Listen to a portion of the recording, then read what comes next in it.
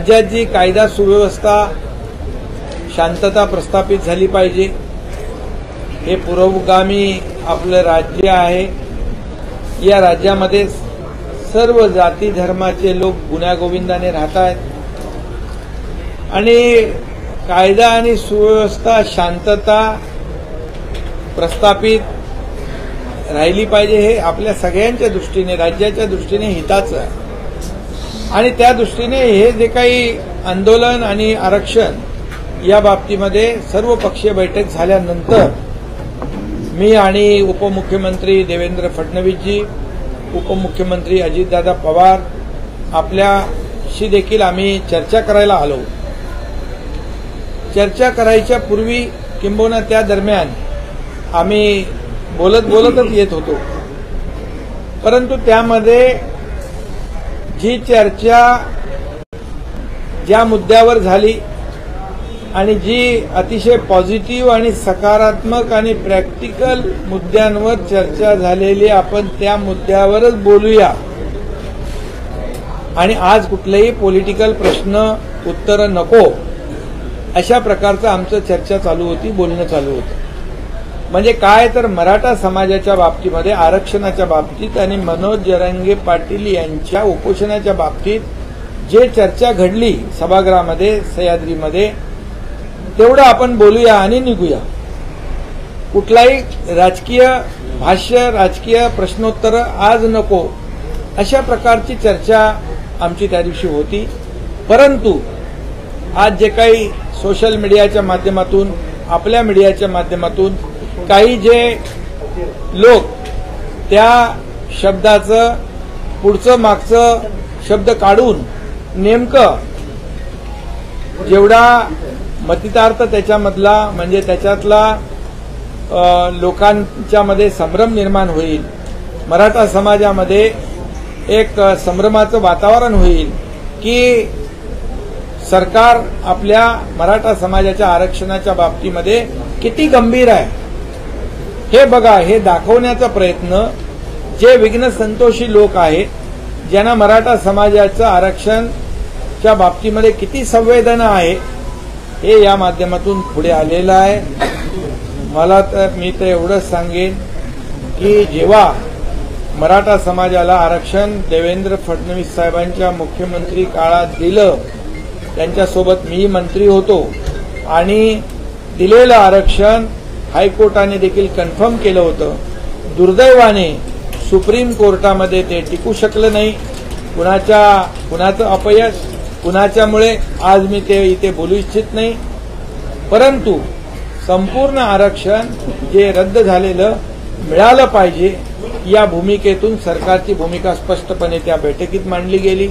त्याचबरोबर आरक्षण रद्द झाल्यानंतर मराठा समाजाला देखील माहीत आहे की 3700 अधिसंख्य पदांवर नियुक्त्या देण्याचं धाडस कोणी करत नव्हतं, परंतु मुख्यमंत्री म्हणून मी आणि आमच्या मंत्रिमंडळाने ते अधिसंख्य पदाचा निर्णय घेतला आणि आज ती 3700 मराठा समाजाचे तरुण नोकऱ्या आजची अतिशय प्रामाणिक आहे, स्पष्ट आहे।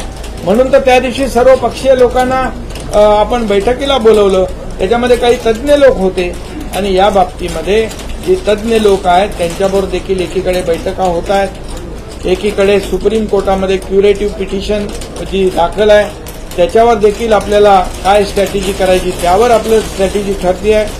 त्यामुळे माझी या संपूर्ण ज्या काही बातम्या आणि सोशल मीडियाच्या माध्यमातून काही लोक जाणीवपूर्वक खोडसाळपणा करून मराठा समाजातल्या तरुणांना संभ्रमित करण्याचा प्रयत्न, किंबहुना सरकार आणि मराठा समाज याच्यामध्ये दुही निर्माण कशी होईल, अशा प्रकारचा जे प्रयत्न करतायत, तो मला आपल्या माध्यमातून मराठा समाजाला सांगायचं आहे, याला कुणी बळी पडू नका। आमची सरकारची भूमिका अतिशय स्पष्ट आहे आणि म्हणून तर मराठा समाजाच्या मागे सरकार खंबीरपणे उभं आहे आणि मराठा समाजाला आरक्षण मिळालं पाहिजे ही भूमिका स्पष्टपणे सरकारने घेतलेली आहे। त्यामुळे कुणाच्याही अपप्रचाराला दिशाभूल करण्याच्या प्रकाराला मराठा समाजाने बळी पडू नये आणि जे लोक अशा प्रकारचं प्रयत्न करतायत त्यांनाही माझं आव्हान आहे, विनंती आहे, या राज्यामध्ये कायदा सुव्यवस्था आणि शांतता प्रस्थापित करण्यासाठी आपण अशा एक वीडियो वायरल किया जा रहा है, उसको लेकर के आपका मतलब क्या था, किस तरीके से? हाँ, वो जब मराठा समाज को आरक्षण देना और मनोज जरंगे पाटिल इनका जो आंदोलन चल रहा है उसके बारे में सरकार पूरी तरह गंभीर थी। पूरी गंभीरता से सरकार उसके ऊपर काम कर रही है और इसीलिए वहां पर सर्वपक्षीय नेता सर्वपक्षीय बैठक बुलाई थी। बैठक देर रात तक चली और उसमें कई लोगों ने अच्छे सुझाव दिए मनोज जरंगे पाटिल जी का उपोषण के बारे में और मराठा समाज को आरक्षण जो रद्द हुआ है सुप्रीम कोर्ट में उसको फिर से रिस्टोर होना चाहिए, फिर से आरक्षण मिलना चाहिए। इसके लिए कई सुझाव लोगों ने दिए और उसके बाद पत्रकार परिषद में जाने के समय ऐसा तय हम तीनों ने तय किया था, मैं था और उप मुख्यमंत्री देवेंद्र फडणवीस जी, उप मुख्यमंत्री अजीत दादा पवार जी, कि आज की प्रेस कॉन्फ्रेंस में जितनी चर्चा मराठा समाज को आरक्षण से लेकर और मनोज जरंगे पाटिल उनका अनशन को लेकर उसी पे चर्चा करेंगे। आज कोई भी उतना ही कहेंगे, उतना ही बोलेंगे और कोई भी आज पॉलिटिकल, लेकिन कुछ लोगों ने आगे पीछे का कट करके सिर्फ मराठा समाज के बारे में इनकी क्या भावना है सरकार की, ये तोड़ मरोड़ कर मराठा समाज या समाज में ऐसा संभ्रम फैलाने के लिए ये कोशिश उनकी है, वो कोशिश नाकाम होगी।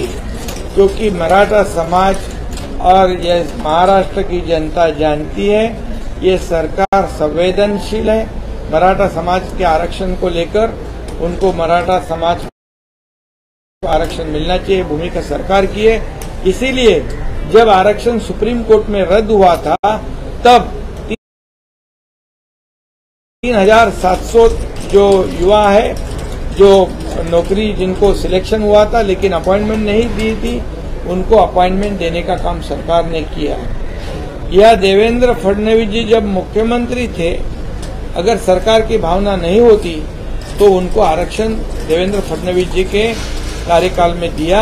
वो हाईकोर्ट ने भी कंफर्म किया, दुर्भाग्य से सुप्रीम कोर्ट में वो रद्द हुआ। अभी उस राजनीति में मैं जाना नहीं चाहता हूं, कौन जिम्मेदार है,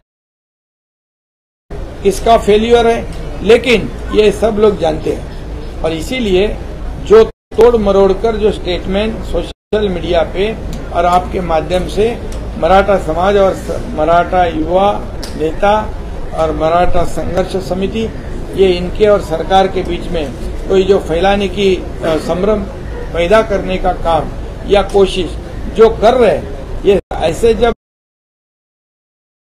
समय आते हैं, ऐसी घटना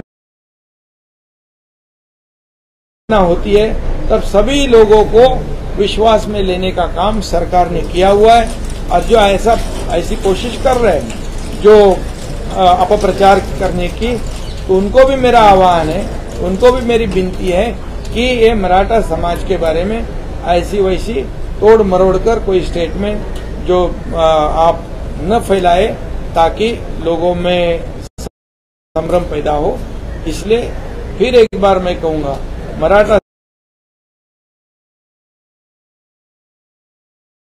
समाज को आरक्षण देने के लिए सरकार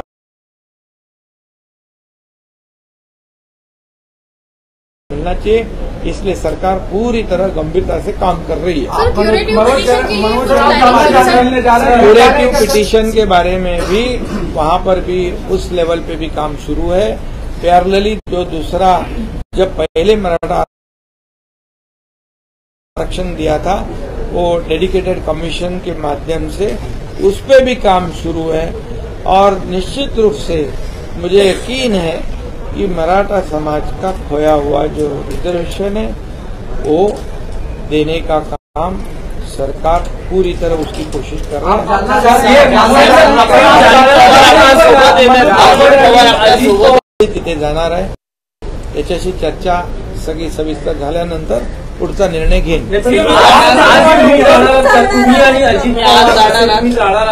मी आताच सांगितलं की कालही आमचे मंत्री तिकडे होते, आजही मंत्री तिकडे जात आहेत, त्याच्याशी चर्चा करतील। मी काल त्यांच्याशी चर्चा केलेली आहे, अतिशय सकारात्मक चर्चा मनोज जरांगे पाटील यांनी केली आणि त्यांनी देखील काही जी भूमिका आहे आणि ज्या काही तांत्रिक बाबी आहेत त्याही समजून घेतलेल्या आहेत। आज पुन्हा आमचे लोक त्यांच्याशी बोलतील आणि त्यानंतर पुढचा निर्णय घेतला जाईल। जी लोक सकारात्मक चर्चा झाली असं म्हणतात आणि त्यांच्याकडून असे ट्विट केले जात आहेत, काय बघाल? बैठकी बाहेर आल्यानंतर सगळ्यांनी सांगितलं होतं की सकारात्मक चर्चा झाली, पण ट्विट म्हणून परत एकदा हा संबंध। एक मिनिट, माझं एवढंच म्हणणं आहे, हा सामाजिक प्रश्न आहे, हा मराठा समाजाचा आणि संपूर्ण राज्याचा एक सामाजिक प्रश्न झालेला आहे। त्यामुळे या सामाजिक प्रश्नाकडे राजकीय हेतूने कुणी पाहू नये, याच्यामधून कुणी राजकारण करू नये, कारण शेवटी हा या मराठा तरुणांच्या जीविताशी निगडीत प्रश्न आहे आणि म्हणून मनोज जरांगे पाटील याच्या तब्येतीची, त्याच्या जीवाची चिंता सगळ्यात आम्हाला जास्ती आहे, सरकारला आहे आणि आपल्या सर्व समाज बांधवांना आहे।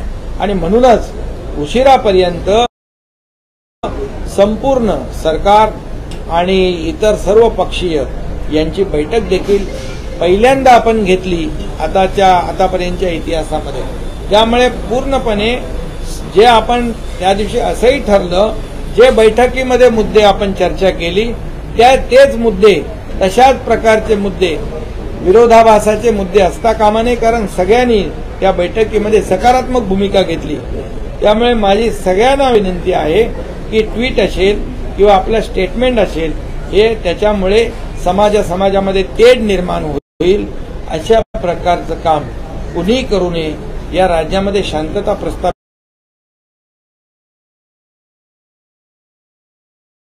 करण्यासाठी आपल्या